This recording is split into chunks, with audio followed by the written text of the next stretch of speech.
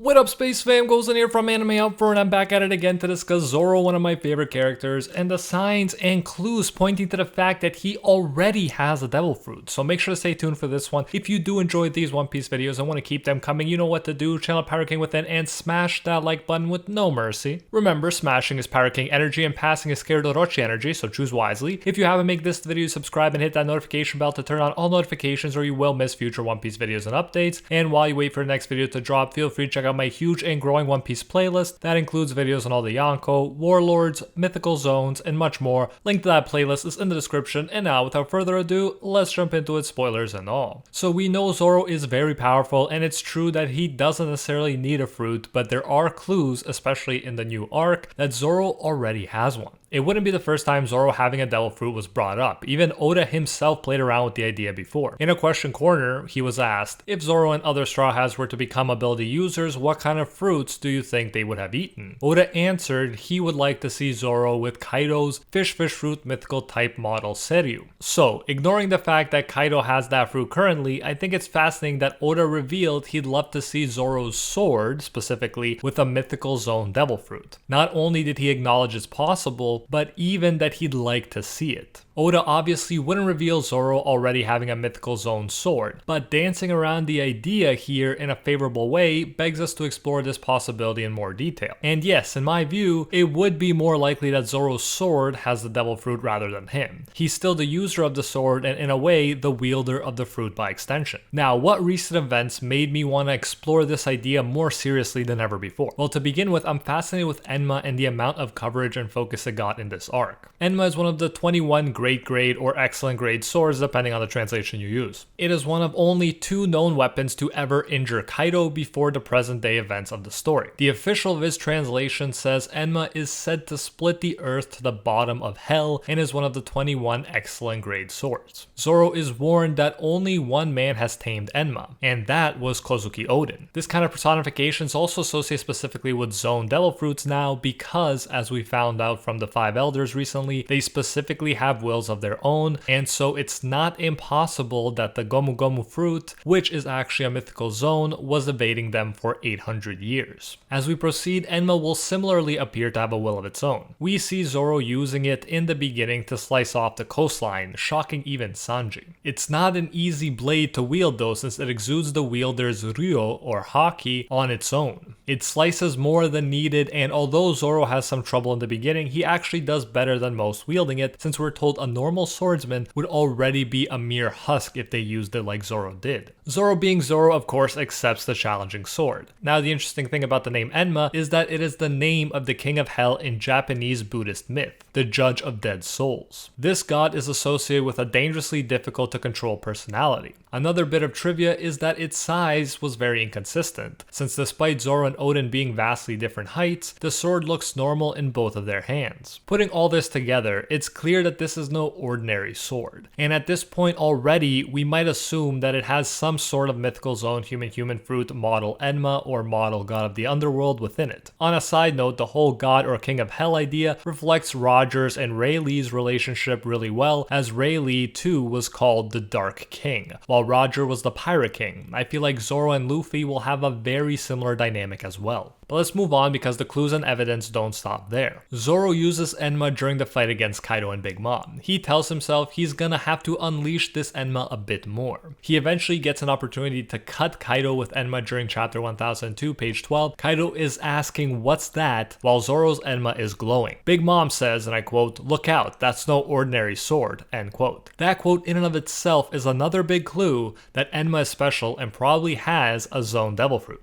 Zoro uses the move Dragon Blaze and he misses. He does cut off the horn from the Onigashima skull, but even if it didn't land, it's still significant. It was a slash that scared 2 Yonko, and Kaido, who often doesn't avoid attacks, decided he better avoid it. He also brings up how does Zoro's katana bear the presence of Oden within it. Here we get another parallel to how Zunisha was sensing Joy Boy's presence in Luffy. And why did he sense it? Because they had the same devil fruit. And so, it's possible Kaido isn't actually sensing Oden, he's just sensing the fruit within the sword that he's come to associate with Oden because Oden used it during that fight. Later, as Zoro prepares another attack, Kaido asks himself, is that katana the source of the strange haki? Zoro uses Black Rope Dragon Twister attack and it actually hurts Kaido, as Killer excitedly points out that Zoro actually cut Kaido's scales. It's also noteworthy that before he launches this attack, Zoro's sword's aura took the shape of a dragon during chapter 1003 on page 10. Kaido too says, and I quote, "He actually cut me, that hurts. I see, that must be Odin's sword," end quote. Zoro cuts Prometheus multiple times, so Prometheus has trouble helping Big Mom, and then during chapter 1010, Zoro tells Law that what he's about to do is the limit of his ability. He tells Kaido, who is saying he's going to smash Luffy's brains or heart, that that's his captain, and if he wants to crush anyone's skull, he'll have to start with Zoro. So epic. He uses Demon Aura 9-sword style Asura Blades drawn Dead Man's Game. Yes, it's a long name, but it's useful to pay attention to Zoro's attacks. He uses words like demon, and Asura was a class of beings who opposed the Vedic gods. Like the name Enma, Zoro plays up this underworld demon spin for himself through his attacks. At this point, Kaido and Law are shocked that Zoro succeeds in cutting Kaido across the chest. And at this point, Kaido notices that Zoro is a Conqueror's Haki user as well. But like Luffy, who's unaware that his true fruit is a zone, Zoro just says he has no idea what Kaido is talking about before he falls to the ground. Kaido praises him, saying he did enough. The wound will remain with him, like Odin's attacks did. This shows how impressively strong Zoro with Enma is, enough to leave a lasting wound on a mythical zone user, one dubbed the strongest creature. Wouldn't be a shocker if Zoro had the help of a mythical zone to do it, since Kaido definitely had the help of a mythical zone to defend it. And let's not forget about how before this, Zoro blocked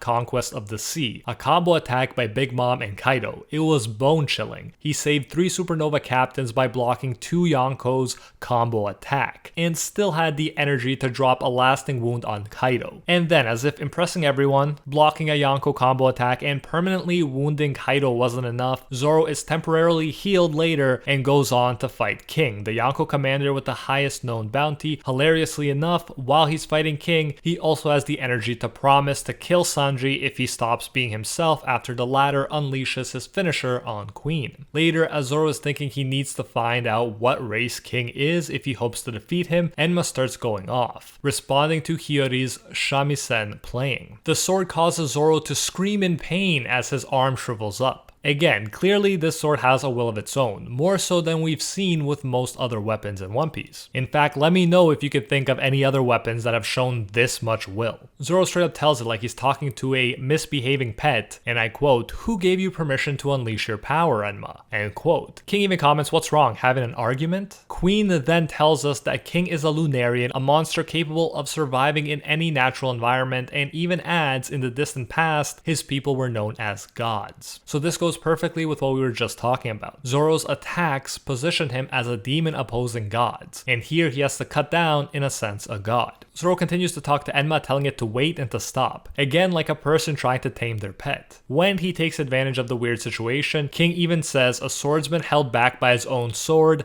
that's a new one. Again, showing that it's not normal for swords to have this much of a personality, this much of a will. King, as the strongest commander of the strongest creature in the world, would have had ample opportunity to see something like this. That is, if it was just a weapon thing and not a special devil fruit thing. Zoro then goes on to treat all his swords like his friends, while King is surprised that he died just to save his sword. During his flashback, Zoro is told by the old man of the village, aka the master swordsmith, that a sword has its own personality. A swordsman must master it and bend it to his will. So, some might assume that this is what's happening with Enma, but I hope I've shown Enma is a special case, and in my view, it's done things that are beyond explaining away by saying all swords have a personality. He tells Zoro in the flashback that there was one blade he crafted when he was a young man. It was the greatest weapon he ever made. Its disposition was deadly serious. Just holding it in your hand sent a shiver down your spine. So I gave that masterpiece the name of the king who watches over hell, the king of the underworld,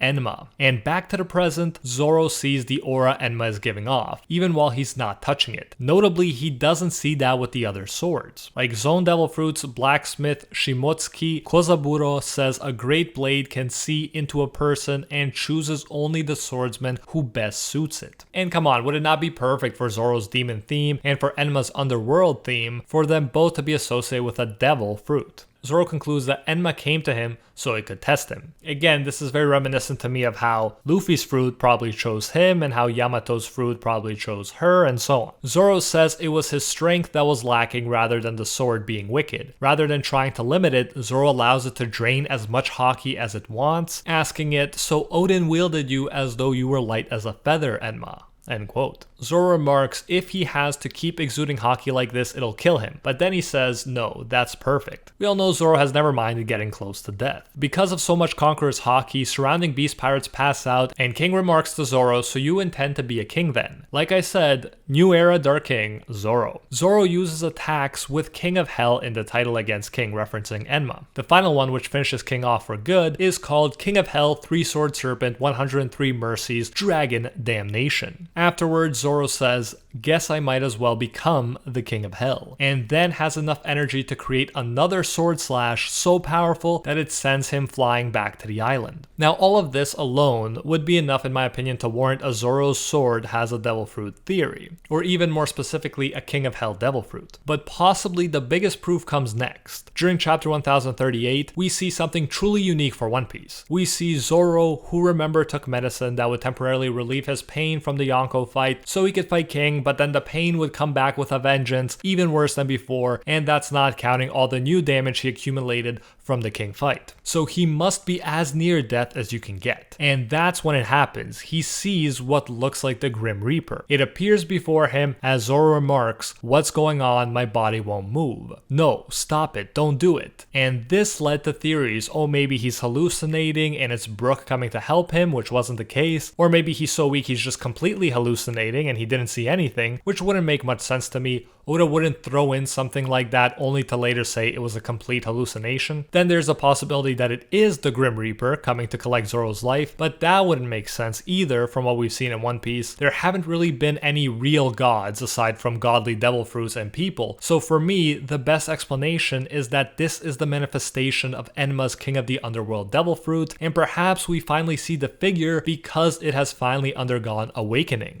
Just like we didn't know Luffy had the Sun God fruit until that fruit underwent awakening. This to me would explain all the inconsistencies from why was Enma so different from other swords to what is the Grim Reaper figure. So let me know your thoughts. Do you agree that it's possible or even likely that Oda gave Zoro's new sword a mythical zone fruit as he himself said he'd like to do? Or do you think there's another explanation for all of these crazy events surrounding Zoro this arc? And if so, what are your explanations? I'd love to hear your thoughts on the matter. Unless proven otherwise, I honestly believe that this theory makes the most sense, but as usual, we'll have to wait and see to know for sure. But in the meantime, if you did enjoy this video and want to keep them coming, you know what to do. Channel Pirate King within and smash that like button with no mercy. Remember, smashing that like button is Pirate King energy and passing is scared Orochi energy, so choose wisely. If you haven't, make this the video, subscribe and hit that notification bell to turn on all notifications or you will miss future One Piece videos and updates. And while you wait for the next video to drop, feel free to check out my huge and growing One Piece playlist that includes videos on all the Yonko, Warlords, mythical zones, and much more. Link to that is in the description. Also, check out my video similar to this one on why I truly believe that Blackbeard already has a mythical zone. And until next time, see ya, Space Cowboys.